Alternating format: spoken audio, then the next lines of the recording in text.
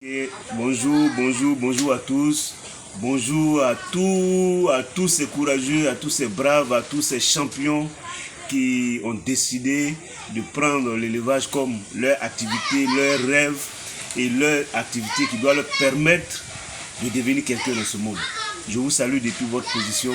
Je vous dis bonjour encore une fois et je vous dis bon courage.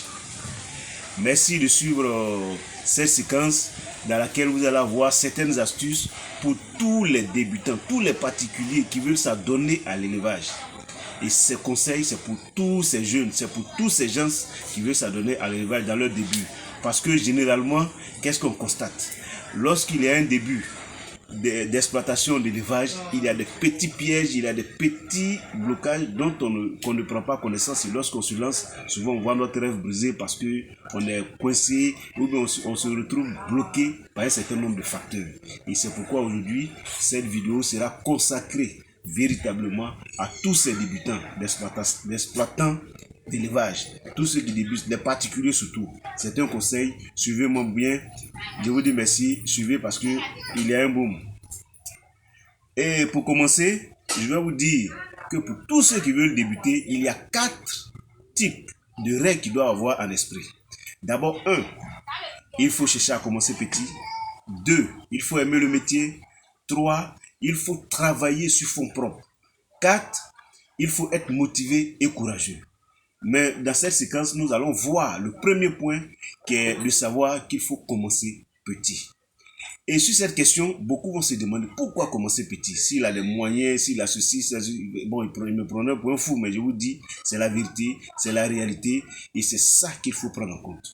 Je prends pour exemple quelqu'un qui a son budget de fonctionnement, quelqu'un qui a son budget d'exploitation, qui a pu réunir un certain nombre d'argent pour pouvoir faire une ferme. Il y a, il y a 2 types de coûts sur lesquels il faut prendre en compte. Et d'abord, il y a les coûts fixes, c'est-à-dire la location de la ferme, ou aussi possible la construction de la ferme, ses abreuvoirs, ses mangeoires et autres. Ça, il faut l'avoir. Maintenant, dans ton budget de fonctionnement, ton budget de roulement qui te permet à chaque fois de renouveler ton stock, c'est de là-bas qu'il s'agit. Il faut être très vigilant et très sérieux sur ce plan-là. Et je vous dis, si vous avez une somme énorme pour votre budget de fonctionnement, alors pour le petit conseil, je vous conseille d'utiliser, de diviser par exemple ce budget-là en 5 et commencer petit. C'est pourquoi j'ai dit de commencer petit. Tu as 1 million qui est ton budget de fonctionnement sur lequel, ton budget de roulement sur lequel tu veux prendre pour te lancer, je te conseille de diviser soit en 5, soit en 6, parce que lorsque tu vas diviser et que tu vas prendre un petit fonds, ce petit fonds pour commencer, tu apprendras de tes erreurs, tu auras de l'expérience, tu vas concevoir avec l'aide des vétérinaires, de certains conseils, des dévanciers, ça va te permettre de te forger une mentalité, ça va te permettre de connaître au mieux les rouages de la chose, ça va te permettre de maîtriser ton coût de production, ça va te permettre de maîtriser aussi ta vente. Et au fur et à mesure, tu vas voir que tu vas augmenter ta production. Et maintenant, lorsque tu auras acquis toute cette expérience-là, tu peux te lancer dans le grand. C'est pourquoi j'ai dit de commencer petit.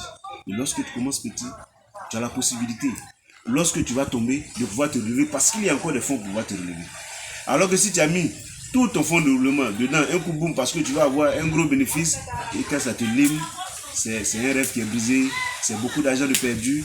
Et là, si vous avez pris un crédit qui plante sur votre tête, c'est encore beaucoup de stress et c'est ça qui est très important. Chers amis, voilà sur le premier plan, c'est pourquoi je vous dis il faut commencer petit. Et on verra dans les autres séquences. Restez connectés.